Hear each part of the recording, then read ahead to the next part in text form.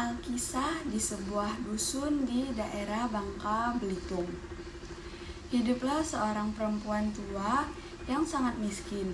Ia tinggal seorang diri di sebuah gubuk buruk yang terletak di kaki bukit.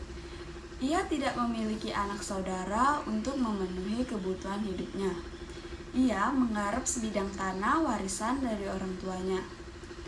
Pada suatu ketika, musim tanam tiba.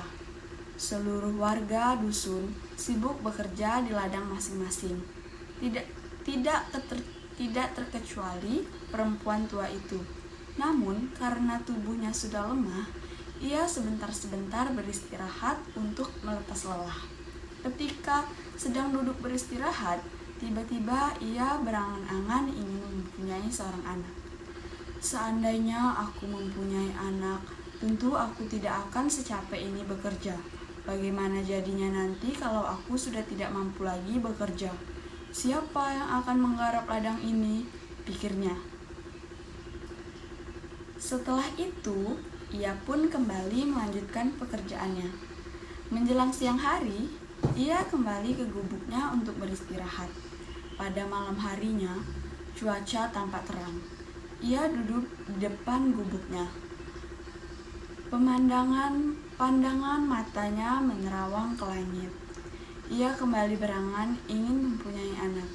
Perempuan tua itu pun segera mengadahkan kedua tangannya ke atas, lalu berdoa, "Ya Tuhanku, berilah hamba seorang anak, walaupun hanya berbentuk katak."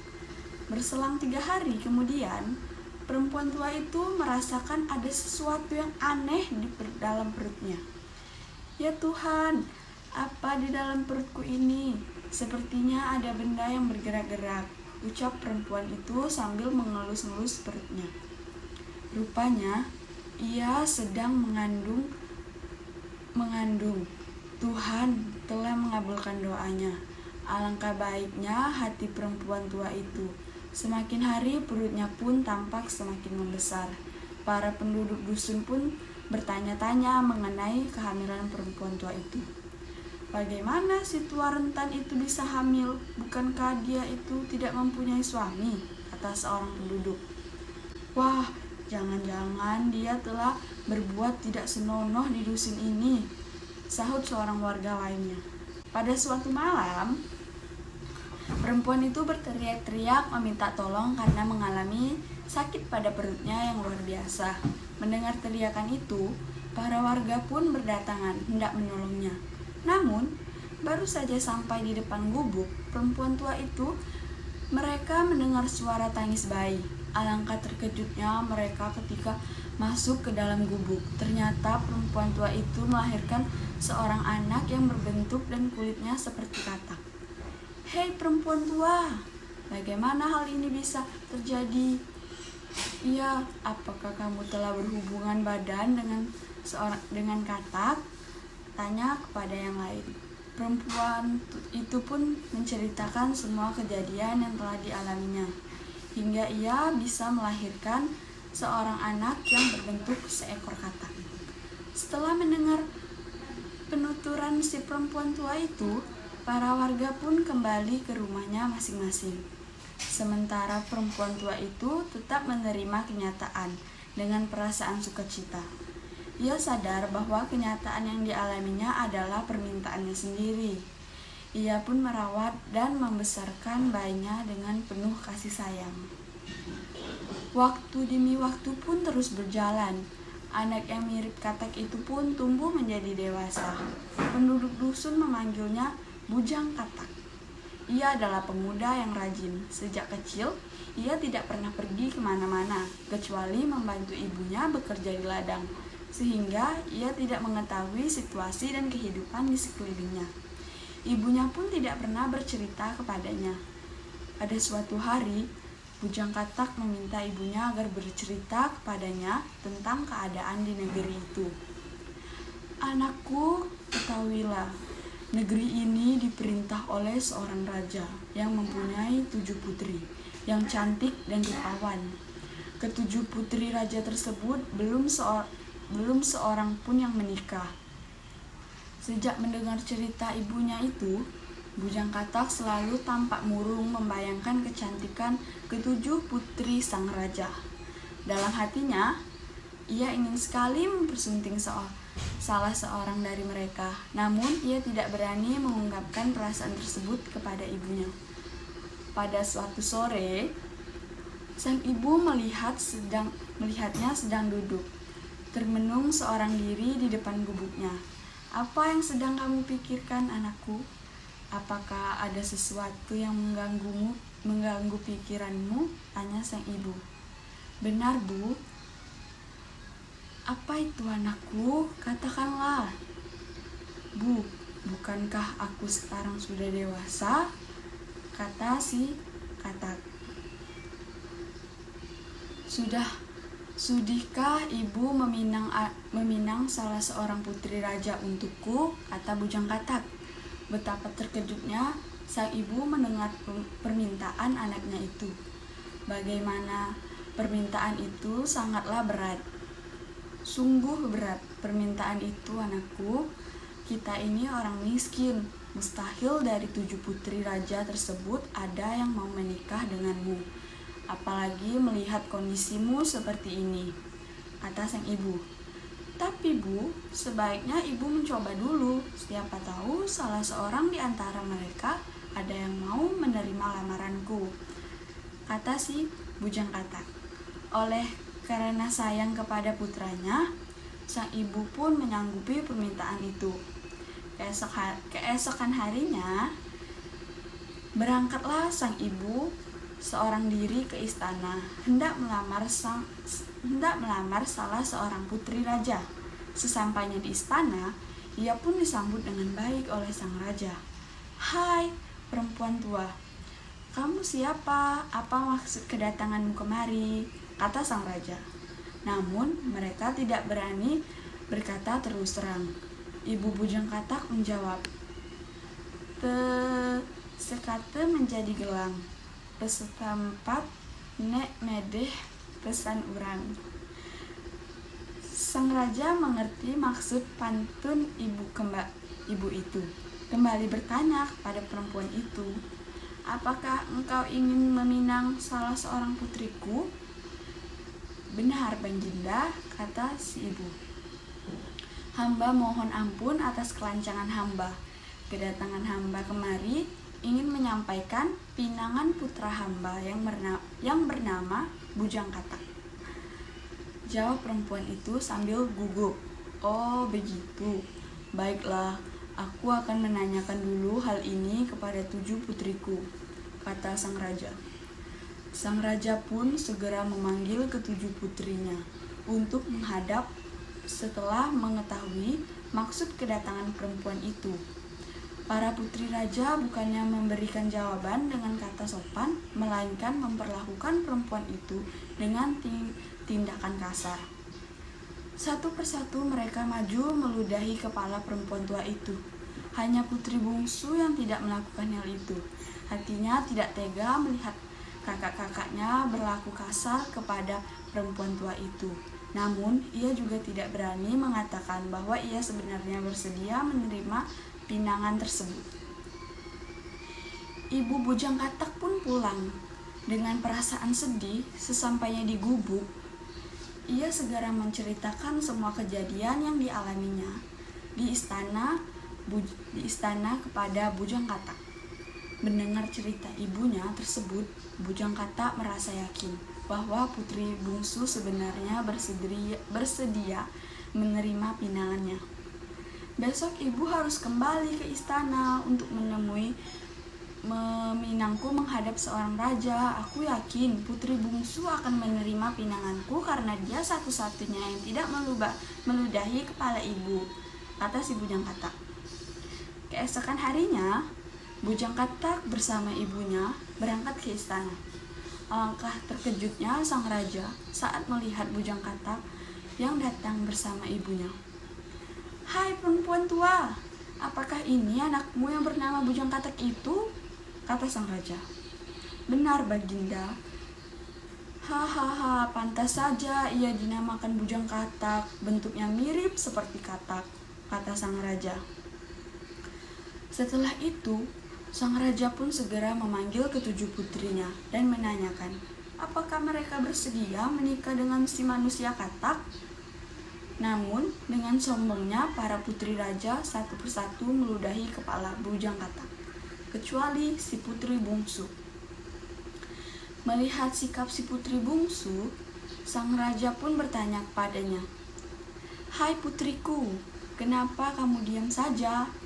Apakah kamu bersedia menikah dengannya, manusia katak seperti itu?" "Ampun ayahanda, jika ayahanda merestui Ananda bersedia menjadi istri bujang katak," jawab si bungsu.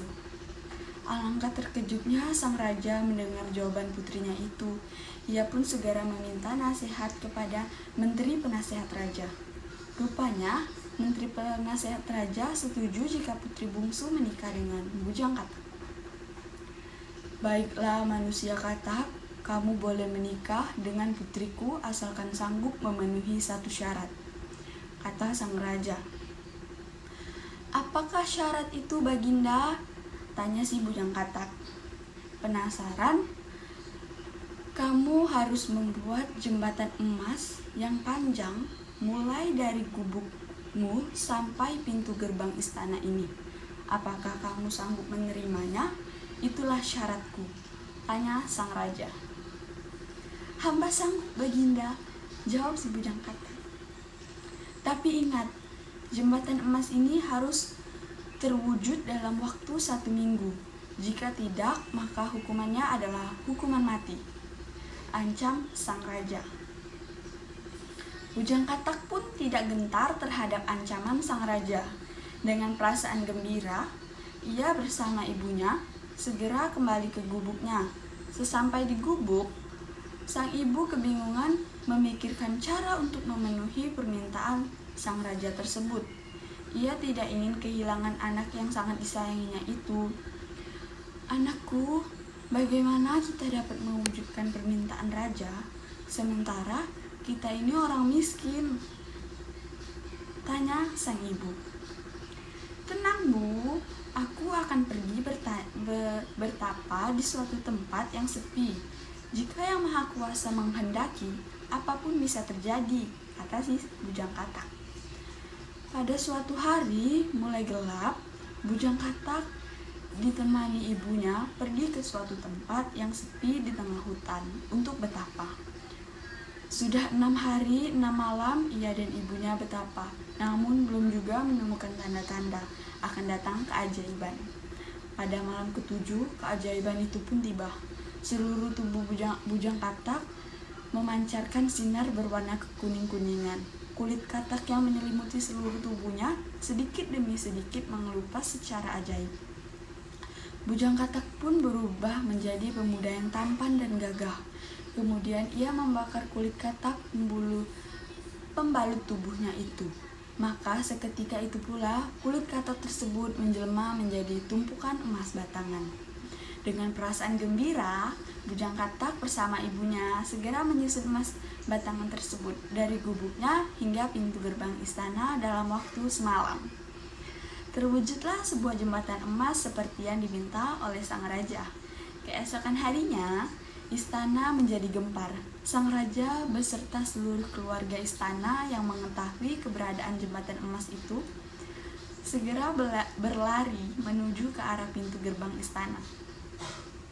Melihat keajaiban jembatan emas itu, batangan-batangan emas yang ditaruh di sinar matahari pagi tersebut memancarkan sinar kekuning-kuningan. Beberapa saat kemudian, dari kejauhan tampak seorang perempuan tua berjalan beriringan dengan seorang pemuda tampan dan gagah sedang menuju ke arah tempat mereka berdiri. "Hei pengawal, siapa kedua orang itu?" tanya sang raja. "Ampun Baginda, bukankah perempuan tua itu ibunya bujang katak?